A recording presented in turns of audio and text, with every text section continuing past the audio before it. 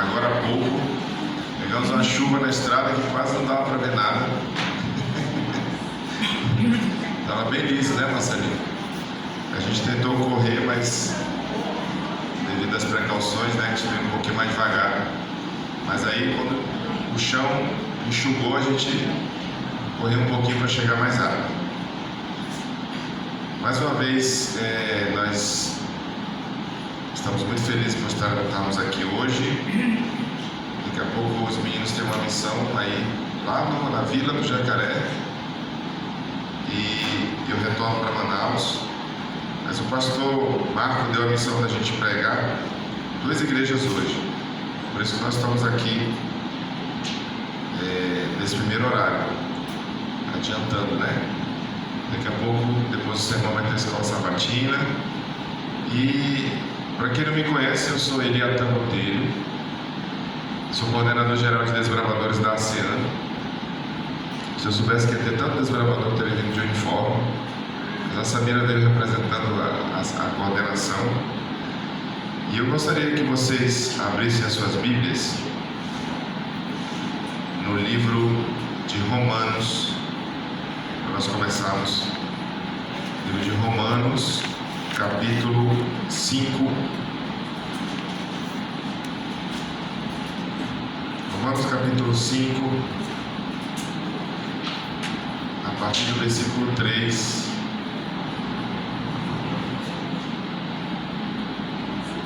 Quem achou, diga amém. Amém. Quem não achou, pode dizer espera, que eu espero mais um pouquinho.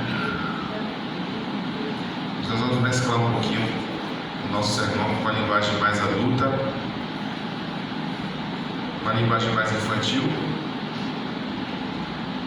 os desbravadores. Amém?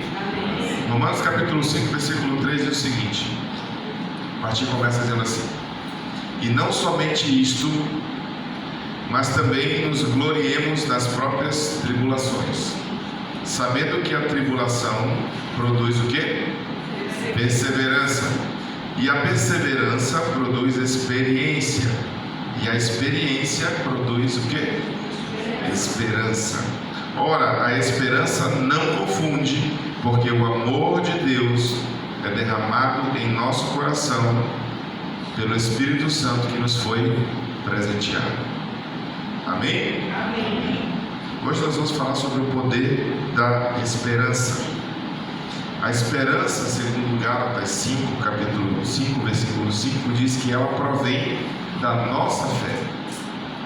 A esperança provém da fé. E de acordo com a Bíblia, a esperança é uma das 3 virtudes do ser humano, conforme é possível comprovar aqui em 1 Coríntios. Vamos lá? Livro de 1 Coríntios, mais um pouquinho na frente, logo depois de Romanos, no capítulo 13, versículo 13. 13.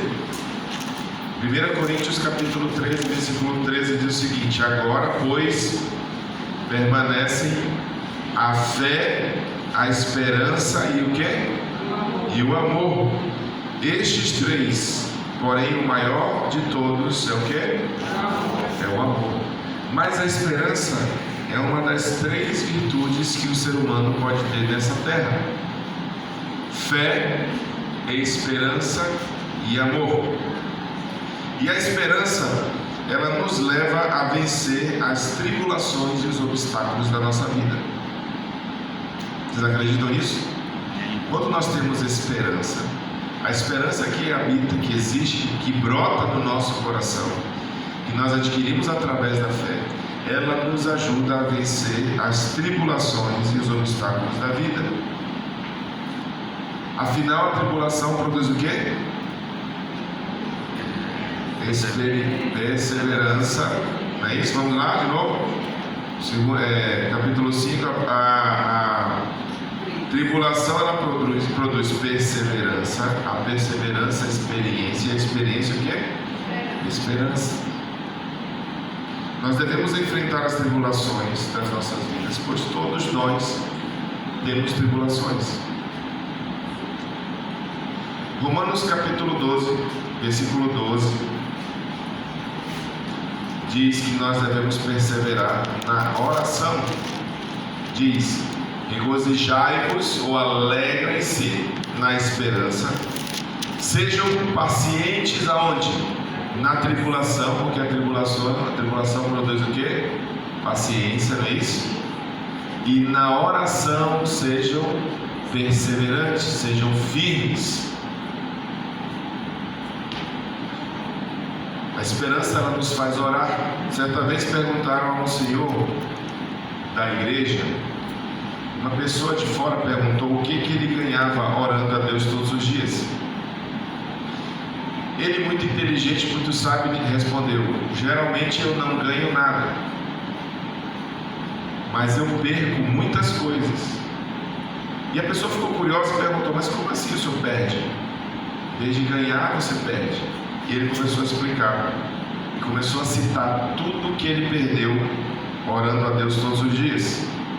Ele disse assim: eu perdi a raiva, o orgulho, perdi a ganância, perdi a inveja, o desejo pela luxúria, perdi o egoísmo, perdi o prazer de mentir, perdi o gosto pelo pecado, perdi os desejos da carne, perdi a impaciência, perdi o desespero e o desânimo.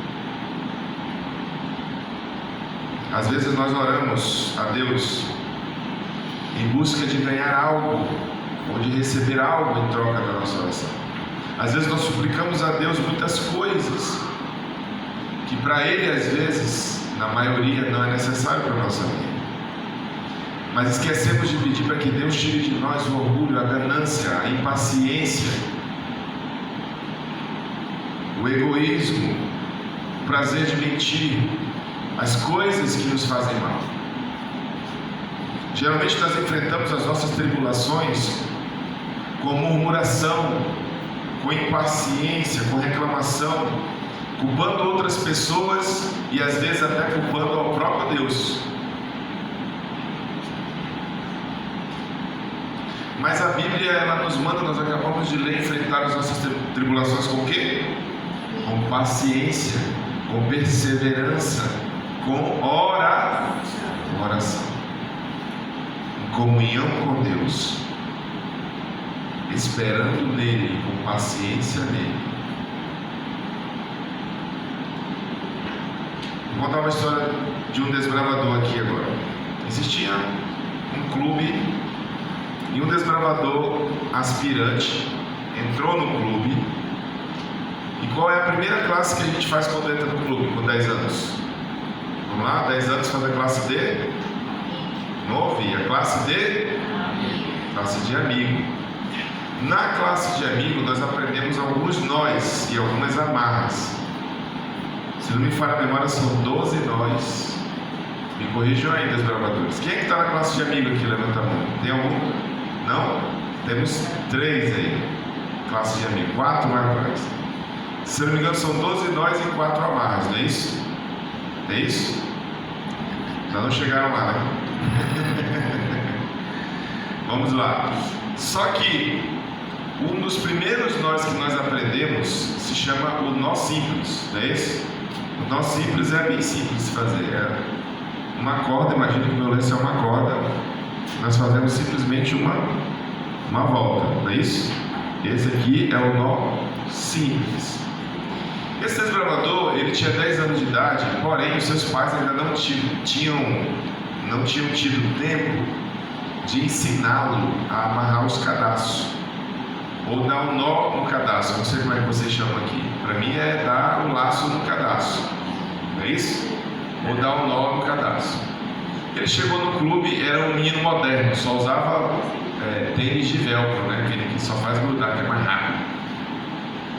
Mas ele foi pro clube com um tênis de cadastro. E aí o conselheiro olhou assim e viu que estava desamarrado. Aí ele falou assim: eu amarro teu cadastro. Ele olhou assim para ele: tio, eu não sei amarrar meu cadastro.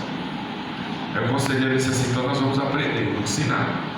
E aí ele pegou, tirou o tênis do menino e disse assim: vou ensinar aqui para você. A gente começa dando o nó no cadastro, o laço no cadastro, dando primeiro nó simples, não é isso? Quem sabe amarrar o cadastro aqui? Todo mundo, né? Tem alguém que não sabe? Acho que é só a pequenininha ali, né?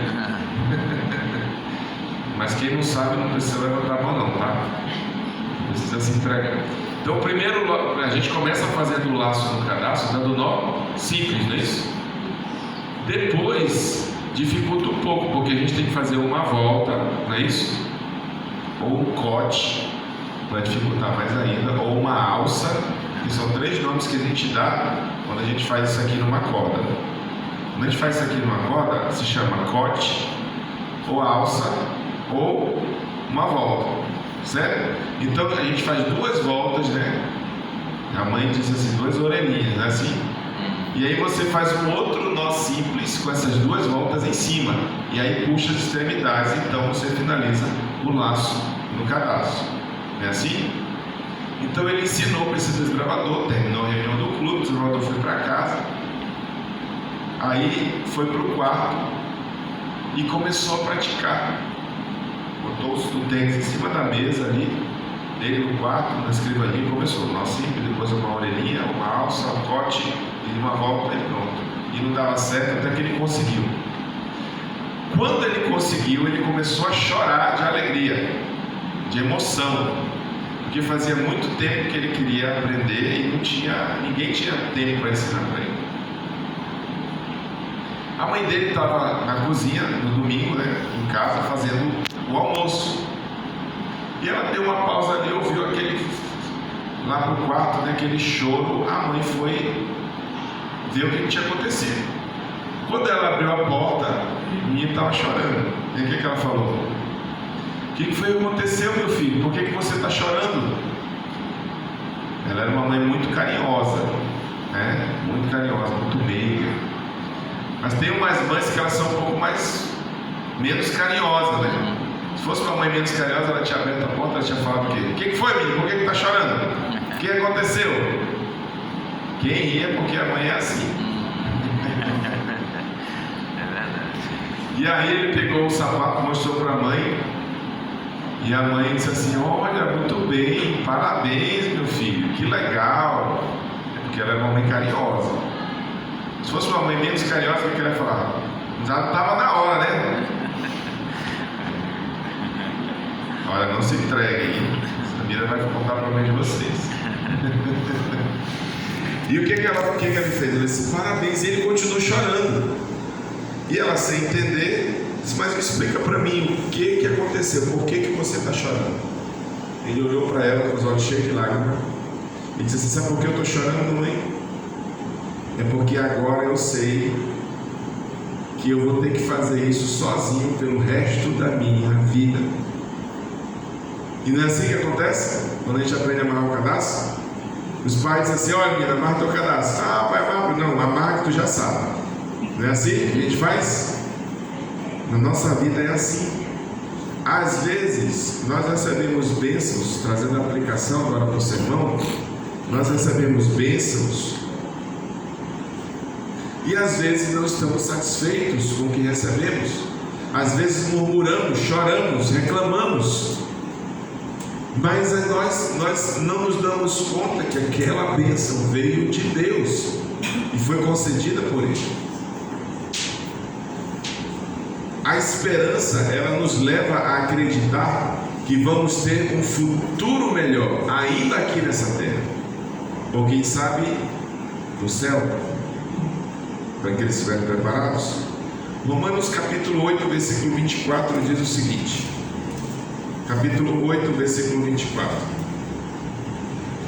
Romanos capítulo 8, versículo 24 diz, vamos ler juntos?